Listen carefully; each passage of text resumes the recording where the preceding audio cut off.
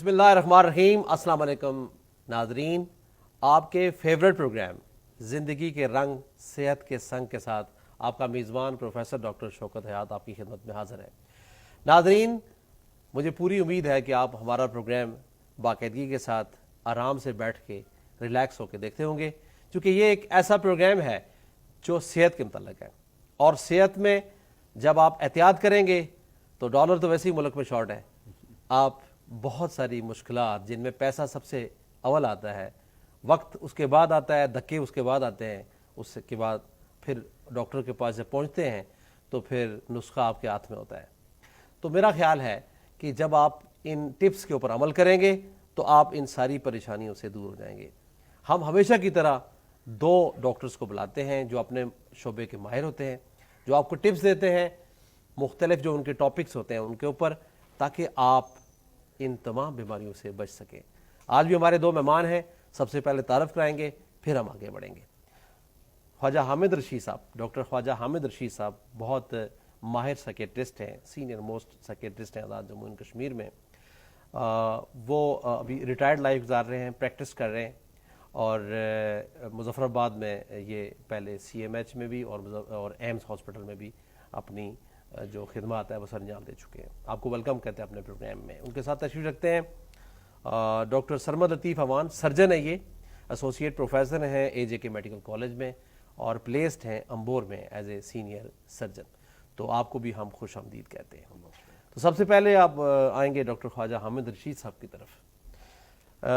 حامد صاحب، ڈپریشن ایک ایسی بیماری ہے شاید جو بہت کمن ہے آپ کے فیلڈ میں، اور سوسائٹی میں بھی میرا خیال ہے، آپ بتائیں گے، ایلابوریٹ کریں گے تو بہت کامن ہو رہی ہے وقت کے ساتھ ساتھ.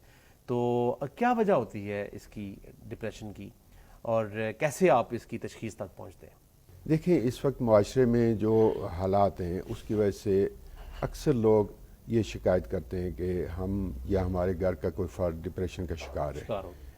صحیح. کچھ اس کے بارے میں غلط فہمی بھی ہوتی ہے کہ عام پریشانی کو، عام الجھن کو بھی لوگ ڈپریشن کا مرض سمجھ لیتے ہیں. ڈپریشن بنیادی طور پہ ایک علامت بھی ہے اور ایک مرض بھی ہے. کوئی آدمی دن کے 24 گھنٹے، مہینے کے 30 دن، سال کے 12 مہینے میں ایک جیسی طبیعت کا نہیں رہتا ہے. کبھی وہ خوش ہوتا ہے، کبھی خفا ہوتا ہے، کبھی کسی وجہ سے پریشان ہوتا ہے. تو یہ ایک موڈ چینجز، یعنی طبیعت کا اتار چڑھاؤ ہوتا ہے. اس کو بیماری نہیں کہتے. اگر کوئی شخص مسلسل بغیر بظاہر بہت بڑی کوئی ظاہری وجہ کے اداس رہتا ہے، اس کا دل خفا رہتا ہے، کام میں دلچسپی اس کی کم ہو گئی ہے، اس کی توجہ، اس کی یادداشت، اس کی کنسنٹریشن کم ہو گئی ہے، اس کو کام کرنے میں تھکاوٹ زیادہ ہو رہی ہے، جسم درد کر رہا ہے، یا اس کی بھوک بہت کم ہو گئی ہے، یا بعض اوقات بہت زیادہ ہو جاتی ہے، وزن کم ہو جاتا ہے، اور اس کے آگے کے بارے میں دلچسپی بہت کم ہو جاتی ہے. تو اس صورت میں لازمی ایسے آدمی کو توجہ دینی چاہیے اور کسی ماہر ڈاکٹر سے رجوع کرنا چاہیے کہ یہ ڈپریشن کی واضح علامات ہیں جس کی وجہ سے وہ اس کی صحت بھی اور اس کی زندگی بھی متاثر ہوتی ہے. یہی علامات بڑھ جاتی ہیں جب، تو پھر وہ آدمی بہت زیادہ اپنی زندگی کے معاملات میں مایوسی کا شکار ہو جاتا ہے. ماضی کے بارے میں غلط سوچتا ہے کہ یہ ساری چیزیں مجھ سے غلط ہوئی ہیں. اس کو پشیمانی کا احساس، جرم کا احساس ہوتا ہے. مستقبل کے بارے میں سوچتا ہے کہ اب تو میرے لیے کچھ بچا ہی نہیں ہے، میری زندگی کا کوئی مقصد نہیں ہے. تو اس کا ایک انتہائی پہلو جو خطرناک بھی ہوتا ہے اور جان لیوا، وہ یہ ہے کہ وہ پھر زندگی ختم کرنے کے بارے میں سوچتا ہے، اور بعض اوقات وہ پھر اس کا عمل بھی کر بیٹھتا ہے، جس کو پھر اس کے جو ہے نا نتائج وہ ساری فیملی بھگتتی ہے. تو اس کی وجوہات میں بنیادی طور پہ اگر تفصیل میں جائیں تو بہت لمبی تفصیل ہے، لیکن موٹی موٹی جو وجوہات ہیں، کچھ تو آرگینک وجوہات ہیں جس میں یہ دنیا میں اسٹڈی کیا گیا ہے کہ دماغ کے جو کیمیکلز ہیں، نیورو ٹرانسمیٹرز، ان میں سے 5-HT سیروٹونین اور نارن ایڈرینلین، ان میں کمی ہو جاتی ہے، کیمیکلز دماغ میں کیمیکل کم ہو جاتے ہیں، جس کی وجہ سے طبیعت بوجھل رہتی ہے اور ڈپریشن کی علامات ہوتی ہیں. لیکن اس کے علاوہ جو دیگر عوامل ہیں وہ بچپن سے لے کے اس کے موجودہ وقت تک ساری چیزیں اس پہ اثر انداز ہوتی ہیں. کیسے کہ مثلا بچپن میں اس کے والدین کا رویہ کیسا رہا اس کے ساتھ. بعض فیملیز میں کوئی حادثات ہوتے ہیں اور کوئی بہت تلخ واقعات ہوتے ہیں جن کا بچے پہ امپیکٹ اتنا پڑتا ہے کہ وہ بڑے ہو کے بھی اس کے اثرات سے آزاد نہیں ہو سکتا. خاص طور پہ جو والدین آپس میں چپکلش ہوتی ہے اور ان کی سیپریشن ہو جاتی ہے تو ان کے لازمی اثرات بڑے ہو کے بھی اس انسان پہ پڑتے ہیں اور وہ ڈپریشن کا شکار ہونے کا اس میں چانس ہوتا ہے. اسی طرح اس کے جو سٹریسفل لائف جو جتنی بھی ہوتی ہے, زندگی کے بہت سارے معاملات میں اس کو دقت ہوتی ہے, مالی مشکلات ہیں اور زندگی کے رہن سہن کی مشکلات ہیں, وہ بھی اثر انداز ہوتی ہیں.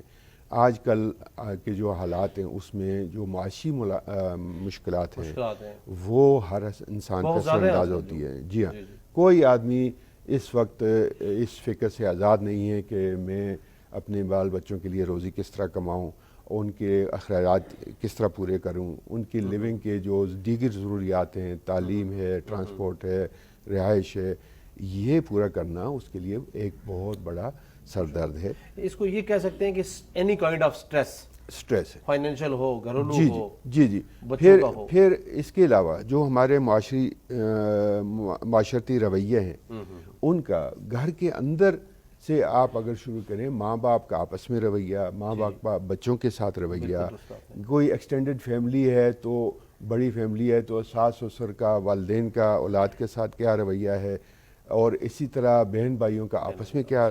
بعض کا چھوٹی چھوٹی وجوہات ہوتی ہیں لیکن اس کی وجہ سے وہ اتنا اس کو مسئلہ بنا لیتے ہیں کہ ایک دوسرے کا جینا اجیرن ہو جاتا ہے. اور پھر کوئی اچانک کوئی سانحات ہوتے ہیں, کوئی بہت بڑا واقعہ ہو گیا کسی انسان کی زندگی میں, کسی عزیز کی ڈیتھ ہو گئی ہے, کوئی حادثہ ہو گیا ہے, کوئی کاروبار کا نقصان ہو گیا ہے, کوئی بچہ ہے تعلیمی میدان میں اس کو ناکامی ہو گئی ہے, تو یہ بھی اتنے شدید اثرات دماغ پہ چھوڑتے ہیں کہ انسان ڈپریشن کا شکار ہو جاتا ہے اور اس کے بہت ساری آگے پھر پیچیدگیوں کا شکار ہو کے اپنی زندگی اس کی مشکل ہو جاتی ہے. تو یہ ڈپریشن کے وجوہات میں اس کے علاوہ بھی جو گلوبل جو ایشوز ہیں, آپ پورے ملک کے حالات دیکھیں, پوری دنیا کے حالات دیکھیں, اور ایک بہت بڑا ایشو جو ریسنٹلی آپ نے بھی ساری دنیا نے دیکھا وہ ہے کووڈ-19 کی جب سے وبا پھیلی ہے, جہاں اس کے دنیا میں بہت سارے معاشی اثرات بھی ہوئے ہیں,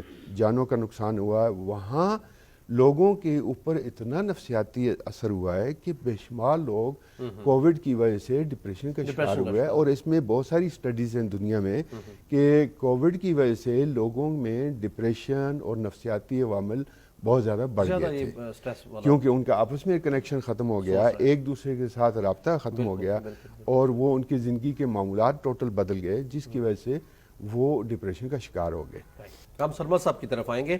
ڈاکٹر سرمد, ہمارا ہلی ایریا ہے اور یہاں پہ ایکسیڈنٹس اور جو فالز یعنی لوگوں کے گرنے کے انسیڈنٹس ہیں بہت زیادہ ہے, اور میں چونکہ خود بھی آرتھوپیڈک سرجن ہوں, آپ میرے کولیگ ہیں, دوست ہیں, آپ بھی سرجن ہیں, تو یہاں پہ جو آن سین مینجمنٹ ہے کہ جہاں ایکسیڈنٹ ہوا یا کوئی بلڈنگ گر گئی وہاں سے لوگوں کو نکالنا ہے, یا کوئی گر گیا اس کو کیسے اٹھانا ہے, بندہ کو گر گیا پہاڑی سے, تو اس سلسلے میں آپ یہ بتائیں گے کہ آن سین جو مینجمنٹ ہے اس میں آپ اب میرے عوام کو بتائیں گے, ناظرین کو بتائیں گے کہ کیا احتیاط کرنے کی ضرورت ہے دور دراز علاقوں میں جہاں پہ اس طرح کے واقعات ہوں, اور کیسے لوگوں کو ایواکویٹ کرنا ہے سائٹ سے جہاں پہ یہ واقع ہوا ہے.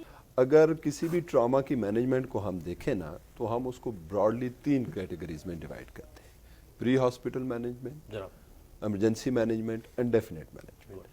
جو سب سے امپورٹنٹ ہے اس میں جو ہم جس کو کہتے ہیں کہ گولڈن آر جو ہے مینجمنٹ کا, وہ آتا ہے پری ہاسپٹل مینجمنٹ. ٹھیک ہے.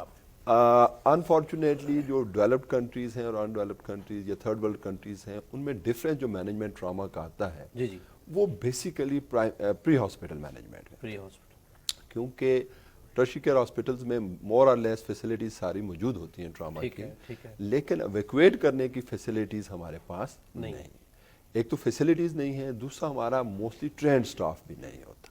جیسے اب کچھ پنجاب میں پاکستان میں امپروومنٹ آئی ہے, ریسکیو ٹیمیں انہوں نے تشکیل دی ہیں, ریسکیو 11 130 اس طرح ہیں, لیکن AJK میں ہم دیکھتے ہیں کہ اس طرح کی کوئی ہمیں ڈیفینیٹو سٹاف یا کوئی اس طرح کا بندہ نہیں ملتا جو پراپرلی ٹرینڈ ہو. ٹھیک ہے, تو اگر جیسے آپ نے کہا کہ ہمارا ہلی ایریا ہے تو اس میں سب سے امپورٹنٹ اگر ہم ٹراما میں دیکھیں نا تو 3 طرح کے مریض ہوتے ہیں بیسیکلی. ایک وہ مریض ہے جس کو آپ جو کچھ بھی کر لیں اس کا ٹھیک ہونا یا اس کا بچنا ناممکن ہوتا ہے. ٹھیک ہے. دوسرا وہ مریض ہے جس کو آپ کچھ بھی نہ کریں somehow or the other وہ سروائیو کر جائے گا, چھوٹی موٹی چوٹ. تیسرا وہ پیشنٹ ہے کہ جس کو اگر آپ ٹائملی انٹرونشن کریں گے تو لانگ ٹرم اس کو بینیفٹ ملے گا. تو ایویکویشن میں سب سے جو فوکس کرنا ہے وہ یہ لاسٹ 3rd کیٹیگری کے پیشنٹ کو ہونا ہوتا ہے. ٹھیک ہے. تو اس سلسلے میں جیسے آپ نے بھی فرمایا کہ جب ٹراما ہوتا ہے تو آپ نے ایک تو اس کو وہاں سے نکالنا ہے اور پھر پراپرلی آپ نے ہاسپٹل تک اس کو پہنچانا ہے. ٹھیک ہے. اس میں اگر ہم نہیں دیکھیں تو ہم ایک کنسیپٹ ہے جو ورلڈ وائڈ یوز ہوتا ہے, خاص طور پہ ٹرائی ایج ورڈ یوز کیا جاتا ہے. ٹھیک ہے. ٹرائی ایج کا معنی ہے سارٹ آؤٹ. یہ بیسیکلی فرینچ ورڈ ہے جو نیپولین بوناپارٹ کے دور میں سٹارٹ ہوا, وارز کے فیلڈ میں سٹارٹ ہوا کہ کن کن پیشنٹس کو ہم ایویکویٹ کرتے ہیں.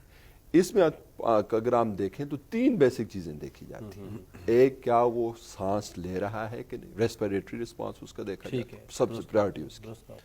دوسرا پھر ہم دیکھتے ہیں کیا اس کی سرکولیشن یعنی بلڈ ہارٹ اس کا کام کر رہا ہے کہ نہیں. اور تیسری مین چیز ہے نیورولوجیکل ڈیفیسٹ, کیا اس کو کوئی دماغی چوٹ, کوئی معذوری تو ڈیولپمنٹ یا ڈسیبلٹی تو اس کو نہیں ڈیولپ ہوگی. ٹھیک ہے.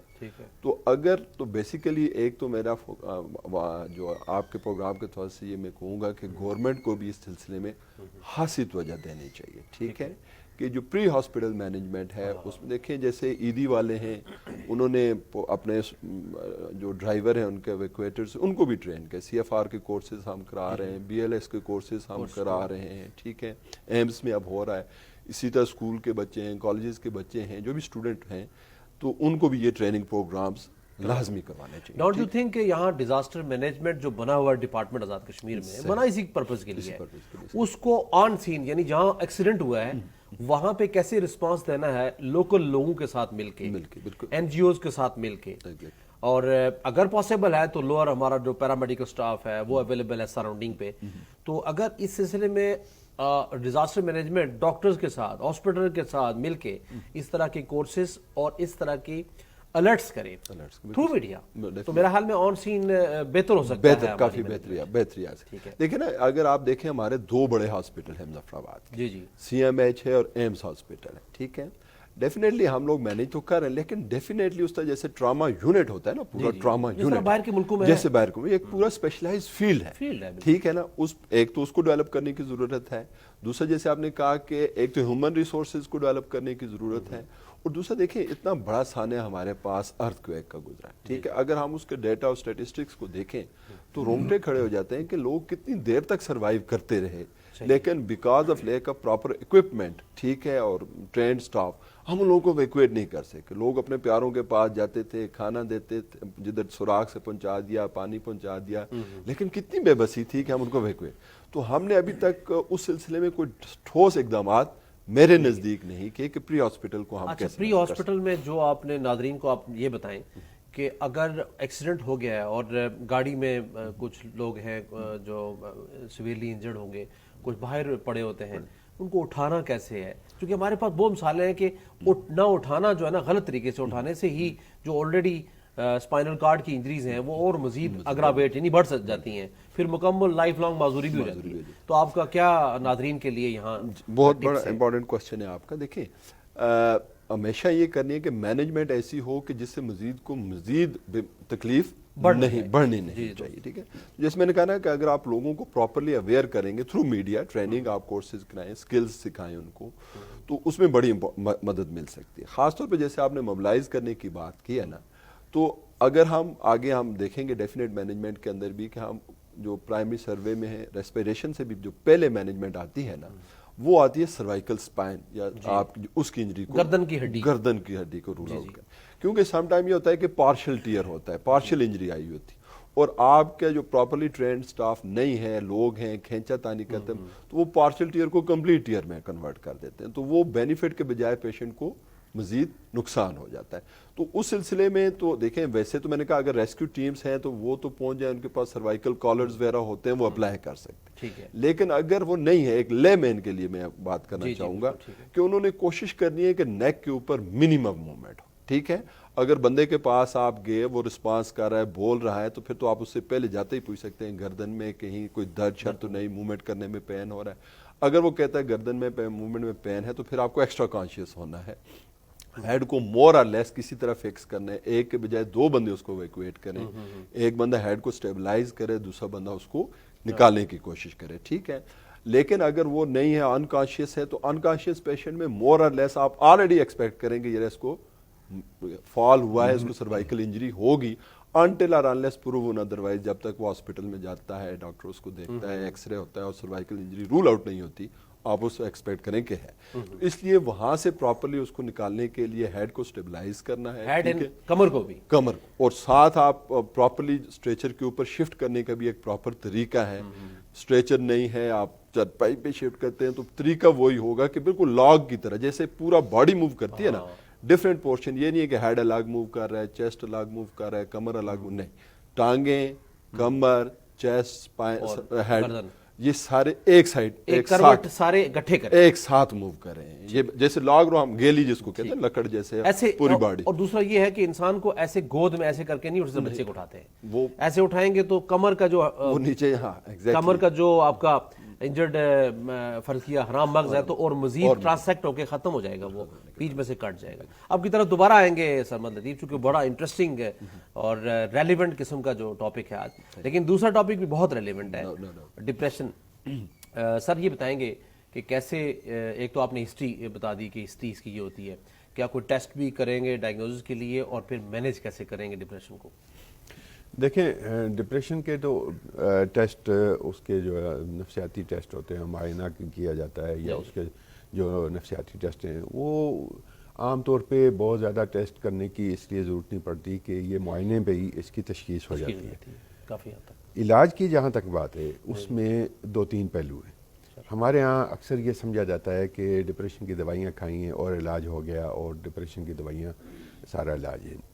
یہ بات غلط ہے. ڈپریشن کے علاج میں جہاں جس طرح میں نے ابھی عرض کیا تھا کہ اس کے پیدا ہونے میں بہت سارے عوامل ہیں, اسی طرح اس کے علاج میں بھی 3 کمپوننٹ بڑے امپورٹنٹ ہے. ایک تو جہاں ادویات کی ضرورت ہے, لازمی ادویات کھانی چاہیے اور کافی عرصہ کھانی چاہیے. اور دوسری بات یہ ہے کہ اس کے نفسیاتی پہلو وہ بھی دیکھنے, اس کا نفسیاتی علاج, اور تیسرا سوشل, اس کی سپورٹ. ادویات کے معاملے میں دونوں طرف کے رویے انتہا کے غلط ہیں. کچھ لوگ کہتے ہیں کہ نہیں بالکل ادویات نہیں کھانی, اور اس کا انسان عادی ہو جاتا ہے, اور یہ گرم ہوتی ہیں, نقصان دہ ہوتی ہیں. بالکل ایسا ہی ہے. یہ بات غلط ہے. آج کل بہت ساری محفوظ ادویات بھی آ گئی ہیں, اور بڑی فائدہ مند ادویات ہیں. تو جہاں ادویات کی ضرورت ہے وہاں لازمی ادویات کا استعمال کرنا چاہیے. اور دوسری بات یہ ہے کہ جب طبیعت ٹھیک ہو جائے, ادویات ایک دم سے جلدی ختم نہیں کرنی چاہیے. اکثر ہمارے ہاں پرابلم یہ ہوتا ہے, یا میرے پاس جو مریض آتے ہیں کہ ایک مریض بڑی شدید تکلیف سے ٹھیک ہو گیا, لیکن اس کے بعد 3-4 مہینے کے بعد وہ دوبارہ اس نے رپورٹ کیا بہت شدید تکلیف میں. معاملہ کیا ہوا کہ انہوں نے سمجھا کہ اب ٹھیک ہو گیا, دوائیاں بند کر دیں, ادویات بند کر دیں. ادویات ساری زندگی نہیں کھانی ہوتی ہیں, لیکن اس کا اصول یہ ہے کہ ایک سفیشینٹ, ایک اچھے عرصے تک ادویات استعمال کر کے, جو اس کا بہت سارا معیار ہے, کم از کم 6 مہینے سے سال ادویات استعمال کرنی چاہیے. اس کے بعد اس کو آہستہ آہستہ بند کر دیتے ہیں, ختم کر دیتے ہیں. لہٰذا دوسری بات اس کے سائیڈ افیکٹس کی ہے, تو کچھ سائیڈ افیکٹس لازمی ہوتے ہیں, لیکن سائیڈ افیکٹس کو اس کے فائدوں سے ہم نے کمپیئر کرنا ہوتا ہے کہ ایک مریض کے جو سائیڈ افیکٹ ہیں وہ ایسے نہ ہوں جو اس کی زندگی کو بہت زیادہ متاثر کریں، لیکن دوسری طرف اس کے بیماری کے نقصانات سے بھی بچاؤ بہت ضروری ہے۔ لہٰذا ادویات کا اصول یہ ہے کہ وہ ماہر ڈاکٹر کے مشورے سے استعمال کریں اور اسی کے مشورے سے بند بھی کریں اور اسی مشورے سے اس کو کم بھی کریں۔ دوسرا پہلو نفسیاتی ہے کہ ایک آدمی جو اس بیماری کا شکار ہوتا ہے اس کے لیے ساری دنیا ایک بہت بڑا معمہ بن جاتا ہے، اس کے لیے عام زندگی کے معاملات بھی بہت مشکل ہو جاتے ہیں، ٹھیک ہے، تو اس کو نفسیاتی مدد کی ضرورت ہے۔ اس میں بہت ساری اچھی تھراپیز ہیں، کوگنیٹو بیہیویئر تھراپی جو سی بی ٹی ہے وہ بڑی افیکٹو ہے، اس کے علاوہ بھی اور جو تھراپیز ہیں وہ ماہر نفسیات، ماہر ذہنی امراض وہ مریض کے ساتھ اپلائی کرتے ہیں، ٹھیک ہے، لیکن گھر کے اندر فیملی کو چاہیے کہ اس کو حوصلہ دیں، وہ خود انسان کوشش کرے کہ بھئی ایک تکلیف کا شکار ہو گیا ہے تو اب اس میں سے یہ نہیں دیکھنا کہ کیوں ہوا ہے، یہ دیکھنا ہے کہ اس میں سے نکلنے کا راستہ کیا ہے، اور ڈاکٹرز کے باقی ماہرین کے مشورے سے اس میں سے نکلنے کی کوشش کرنی چاہیے، اس کو اپنے آپ کو ایکٹیو کرنے کی کوشش کرنی چاہیے، جس حد تک سٹیپ وائز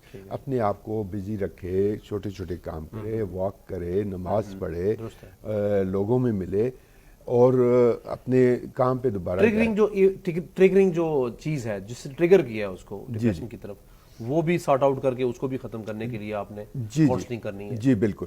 تو تیسری بات آ جاتی ہے جو اس کے دوستوں کا رول ہے، اس کے گھر والوں کا رول ہے، معاشرے کا رول ہے کہ اس کے جو ایکچوئل مسائل ہیں اس میں اس کو مدد کریں۔ مثلا ایک خاتون، ہمارے ہاں ایک بہت شدید ڈپریشن کی کیفیت ہے، وہ پرپورل سائیکوسس، جب بچے کی پیدائش کے بعد ایک خاتون شدید ڈپریشن کا شکار ہو جاتی ہے۔ اسی طرح کے اور بھی جو مواقع ہیں، تو اس میں اس کو علاج کے ساتھ ساتھ اس میں اس کے کاموں میں بھی مدد کرنی چاہیے۔ بچے کی دیکھ بھال میں کوئی دوسری خاتون گھر کی دیکھ بھال کر لے، گھر کے کاموں میں اس کو تھوڑا سا سپورٹ کر لے، اور اگر کوئی کاروباری آدمی ہے تو اس کے کاروبار میں کوئی دوسرا آدمی کچھ عرصہ ہیلپ کر دے تو اس کا بوجھ ہلکا ہو جائے گا۔ جب وہ اس کیفیت سے نکل جائے گا وہ دوبارہ اپنے سارے کام کرنے کے قابل ہو جائے گا۔ تو اسی طرح کوئی اس کا ایکچوئل جو پرابلم ہے، معاشی پرابلم ہے، اس میں اس کو ہیلپ کی جا سکتی ہے، ان امپلائمنٹ ہے تو وہ اس کی مدد کی جا سکتی ہے، متعلقہ اداروں سے مدد لی جا سکتی ہے۔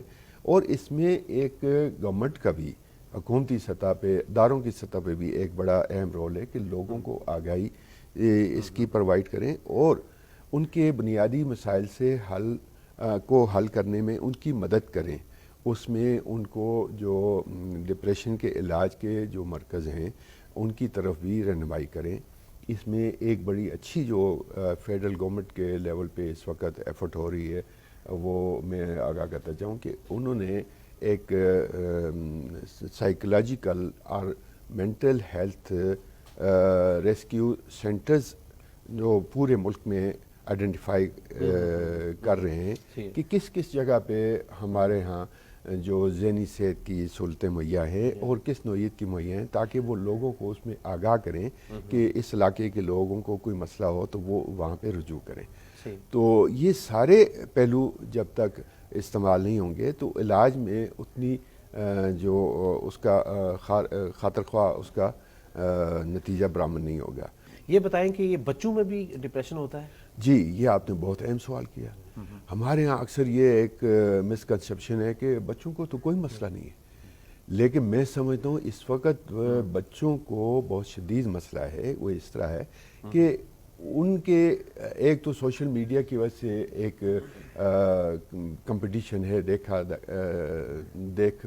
ایک دوسرے کو دیکھ کے بہت ساری ان میں بہت ساری خواہشات جنم لیتی ہیں، بہت سارا وہ ان کے ذہن میں آرٹیفیشل ڈیمانڈز پیدا ہو جاتی ہیں جو وہ پوری کرنے کی کوشش کرتے ہیں، جو والدین پوری نہیں کر سکتے۔ دوسرا، تعلیم کے اندر کمپٹیشن اتنا ہو گیا ہے کہ بچوں کے اوپر ٹیچرز کا بھی، والدین کا بھی ہر وقت ایک پریشر ہوتا ہے کہ آپ نے بہت اچھا پرفارم کرنا ہے اور آپ نے بہترین رزلٹ حاصل کرنے ہیں، پوزیشن لینی ہے. بالکل. اور میں نے یہ دیکھا ہے کہ امتحان کے جب دن آتے ہیں ان دنوں میں میٹرک اور ایف ایس سی کے امتحان کے دنوں میں اکثر بچے اور بچیاں والدین لے کے آتے ہیں، اور وہ بچے اور بچیاں ہوتے ہیں جو بہت اچھے تعلیمی ریکارڈ کے حامل ہوتے ہیں، پوزیشن ہولڈر، کہ یہ جناب اس کی تو ذہنی کیفیت خراب ہو گئی ہے، اس کی میموری ختم ہو گئی ہے، تو ابھی چند دنوں بعد اس نے پیپر دینا ہے، اس ٹیسٹ کی وجہ سے اس کی میموری کو کچھ نہیں ہوا، اس کی ذہنی کیفیت کو کچھ نہیں ہوا، اس کے اوپر پہلے سے پڑھائی کا دباؤ تھا، والدین نے بھی اس کو پریشر دے کے اور ٹیچر نے بھی پریشر دے کے اس کا پریشر اتنا زیادہ کر دیا کہ وہ نارمل اس کی پرفارمنس بھی ڈسٹرب ہوگی. لہٰذا ہر چیز میں توازن ہونا چاہیے. اچھا یہ بتائیں گے کہ خواتین میں یہ جو رونا دھونا ینگ لڑکیاں شروع کر دیتی ہیں، ان کو اٹیکس ہونا شروع، جیسے وہ گر گئی ہیں، اس طرح کے جو واقعات ہوتے ہیں، کیا وہ بھی ڈپریشن ہوتا ہے، فٹس پڑتے ہیں؟ جی ایک تو بڑی عمر کی شادی شدہ خواتین میں تو ڈپریشن بہت عام آدمیوں کی نسبت زیادہ ہوتا ہے، لیکن جو نوجوان خواتین میں، لڑکیوں میں ڈپریشن کی وجہ سے جو اثرات ہوتے ہیں، اس میں ایک یہ ہے جس کو کنورشن ڈس آرڈر کہتے ہیں، کہ اس میں وہ دباؤ کے اتنا زیادہ شکار ہوتی ہے وہ لڑکی، یا وہ ایون بعض کا لڑکوں میں بھی، کہ وہ کوپ نہیں کر سکتی، وہ اس کا اظہار نہیں کر سکتی، اور اس دباؤ کی وجہ سے غیر شعوری طور پہ وہ بے ہوشی کا شکار ہو جاتے ہیں کہ بے ہوش ہو گیا، حالانکہ وہ بے ہوش نہیں ہوتا، یا وہ چیخنا چلانا شروع کر دیتا ہے مریض، یا الٹی پلٹی حرکات شروع کر دیتا ہے، تو پھر گھر والے اس کی طرف توجہ دیتے ہیں، کا طریقہ ہوتا ہے، پھر اس کو وہ اس کا خیال کرتے ہیں، اس کو سکون دینے کی کوشش کرتے ہیں، اور اس کو پھر اس کا مداوع ہوتا ہے، اس کا دباؤ کم ہوتا ہے، تو وہ طبیعت اس کی بحال ہو جاتی ہے. تو یہ ہمیں پہلے سے ہی جب ہم اپنے رویوں میں توازن رکھیں گے، اپنے معاملات میں اعتدال رکھیں گے، تو ایسی نوبت نہیں آئے گی. چلیں تھینک یو سر. آتے ہیں سرمد اوان کی طرف. سرمد یہ بتائیں کہ آپ نے جیسے بتا دیا کہ آن جو سین ہے یا جو ایکسیڈنٹ کی جگہ ہے وہاں سے آپ نے مریض کو اٹھایا، ہاسپٹل میں آیا، کون کون سی ایسی انجریز ہیں جو لائف تھریٹننگ ہیں، جو زندگی لے جا سکتی ہیں، اور ان کو آپ focus as quick as possible کرنا چاہتے ہیں؟ بہت مہربانی. یہ بڑا امپورٹنٹ کوسچن ہے، کیونکہ اگر آپ دیکھیں کہ جو ہی ہاسپٹل کے اندر لوگ پہنچتے ہیں نا، تو ایک قسم کا فس کریٹ ہو جاتا ہے. خاص طور پہ ہم کامنلی دیکھتے ہیں کہ لوگوں کو کچھ ایسے مریض بھی ہوتے ہیں جن کو اتنی زیادہ ہماری ضرورت نہیں ہوتی، تو لوگ یہ پریشر ڈالتے ہیں کہ پہلے اس کو دیکھا جائے نہ کہ دوسرے کو دیکھا جائے. تو ہم اگر سیویریٹی کے حساب سے جج کریں نا، تو ہم 4 سے 5 کیٹیگریز بناتے ہیں پیشنٹ کی. ایک لائف تھریٹننگ ہے جنہیں امیڈیٹلی دیکھنا ہوتا ہے. دوسرا وہ ہے جن کو ہائی رسک ہوتے ہیں، ان کو 15 to 20 منٹس کے اندر لازمی فزیشین کو دیکھنا چاہیے. پھر لو رسک ہیں، 1 hours کے اندر آپ دیکھ سکتے ہیں. اور پھر مائنر انجریز والے آتے ہیں جن کو آپ you can take some time. تو اگر ہم سیویریٹی کے حساب سے جج کریں تو ہم ایک کرائٹیریا بناتے ہیں ABCD ٹھیک ہے. تو اس میں ہم دیکھتے ہیں کہ یہ سروائکل اسپائن کی انجری تو نہیں ہے، اسپائن کی انجری، ٹھیک ہے، ویری امپورٹنٹ. اس کے بعد ہم دیکھتے ہیں ایئر وے، کیا ایئر وے پیٹنٹ ہے کہ نہیں، سانس کی نالی بحال ہے. سانس کی نالی میں سم ٹائم یہ ہوتا ہے کہ مثلا جیسے بس میں آپ بیٹھے کچھ کھا پی رہے ہیں، کھا رہے ہیں، اچانک ایکسیڈنٹ ہوا، تو وہ نالا جو ہے وہ چیز ایئر وے میں سٹرک ہو گئی ہے، ٹھیک ہے، تو وہ سانس تب ہی نہیں لے پا رہا کہ اندر obstruction ہوئی ہے، ٹھیک ہے. تو ہماری پہلی کوشش تو یہ ہوگی کہ اس کا ایئر وے کھولیں، منہ کھول کے آپ دیکھیں کوئی چیز اندر ہے تو آپ اس کو سویپ آؤٹ کر سکتے ہیں، ٹھیک ہے. اس کے بعد آتا ہے بریدنگ. بریدنگ کے لیے دیکھنا یہ ہے کہ کیا اگر اس کے لنگز جو ہیں وہ کام ٹھیک کر رہے ہیں، کہ پھیپھڑے جو ہیں وہ کام کر رہے ہیں کہ نہیں کر رہے، ٹھیک ہے. اس میں مختلف قسم کی 3-4 یا ان کے وہ ڈیمیج ہو جائے تو چھاتی میں لنگ کی جگہ ہوا بھر جاتی ہے، خون اکٹھا ہو جاتا ہے، ٹھیک ہے. تو اس کی وجہ سے پیشنٹ سانس پراپرلی نہیں لے رہا ہوتا، اس کا سانس لینے کی رفتار بڑھ جاتی ہے، ٹھیک ہے، یا وہ بالکل سانس نہیں لے رہا ہوتا یا سانس کی رفتار بڑھ جائے گی. تو اس کو ہم پھر کلینکلی جج کرتے ہیں، یا اس کی کیا پوزیشن ہے، پرکشن، پھر اس کو بحال کرتے ہیں. اس کے لیے پھر یا تو اس کو آکسیجن دیا جاتا ہے، ڈیفینیٹلی سم ٹائم یہ ہوتا ہے کہ آپ کو چیسٹ ٹیوب ڈالنی پڑتی ہے. ادھر میں ایک اور بڑی امپورٹنٹ بات پہ فوکس کروں گا کہ جو ٹرشری کیئر ہاسپٹل میں ہیں، لاسٹ گورنمنٹ نے بہت اچھے سٹیپس اٹھائے تھے، ابھی بھی ماشاءاللہ بہتری ہے، لیکن مزید کیا انجریز ہیں جو امپروو کرنا ڈینجرس ہوتی ہیں. ہاں اس میں پھر دیکھیں نا، جیسے میں نے کہا چھاتی کے ساتھ پھر آپ دل کی کوئی جیسے سرکولیشن آ جاتی ہے، کارڈک ٹیمپوناڈ ہو گیا، خون کے ارد گرد چھاتی لگی، اسٹیرنگ آگے سے لگا، تو دل کے ارد گرد جو اس کے باہر کی جھلی ہے اس کے درمیان اور دل کے درمیان خون اکٹھا ہو جاتا ہے جس کی وجہ سے ہارٹ صحیح طرح پمپ نہیں کر سکتا. ٹھیک. پیٹ کی انجریز خاص طور پہ میجر جو سٹرکچرز ہیں, لیور ہے, سپلین کی انجری ویری کامن ہے ٹراما کے اندر, جو سالڈ آرگن انجریز ہیں جو لائف تھریٹنگ کنڈیشن ہوتی ہے. گٹ کی انجری تھوڑا سا آپ کو ٹائم دے دیتی ہے لیکن یہ لائف. اسی طرح پیلوکس کا انجری ہے, پیلوس آپ کی bony injuries they are very important. خاص طور پہ اگر جو لانگ بونز کا فریکچر ہے وہ بظاہر تو آپ کو بلیڈنگ نظر نہیں آ رہی ہوتی. ٹھیک ہے, ایک تو یہ نا اوپن میرا فیلڈ ہے اس میں آپ کو نہیں نظر آتا, لیکن یہ ایک انجری ہو چکی ہے. بہت لمبا یہ ایک ٹاپک ہے, اس پہ اگر ہم 5 پروگرامز بھی کریں وہ بھی کم ہے. مختصراً آپ کا ٹیک ہوم میسج آج کے اس پروگرام کے حوالے سے very very in few words جو کیا ہوگا ناظرین کے لیے؟ ناظرین کے لیے میں یہ کہوں گا کہ آج ایک سوشل میڈیا کا دور ہے. ٹھیک ہے گورنمنٹ نے بھی سٹیپس اٹھانے ہیں, ہم نے بھی اٹھانے ہیں, لیکن آج آپ یوٹیوب ہر بندہ دیکھتا ہے کرتا ہے. ٹھیک ہے نا, تو سوشل میڈیا پہ آپ پہ مختلف قسم کی جو ریسکیو سکلز ہوتی ہیں وہ ڈسپلے کی جاتی ہیں. ٹھیک ہے, اور بہت بیسک سکلز ہوتی ہیں. اگر آپ 1-2 دفعہ ان کو دیکھیں گے تو آپ اپنے گھر میں بچوں کو پروٹیکٹ کر سکتے ہیں, اولڈ ایج بزرگوں کو پروٹیکٹ کر سکتے ہیں, اور کسی بھی ناگہانی صورت میں آپ میکسیمم فائدہ اٹھا سکیں. In few words take home message from today's. میں مختصر 2-3 باتیں کروں گا کہ دیکھیں, ایک تو ہمیں فیملی کے اندر بھی اور باہر بھی ایک دوسرے کے ساتھ رابطے میں رہنا چاہیے.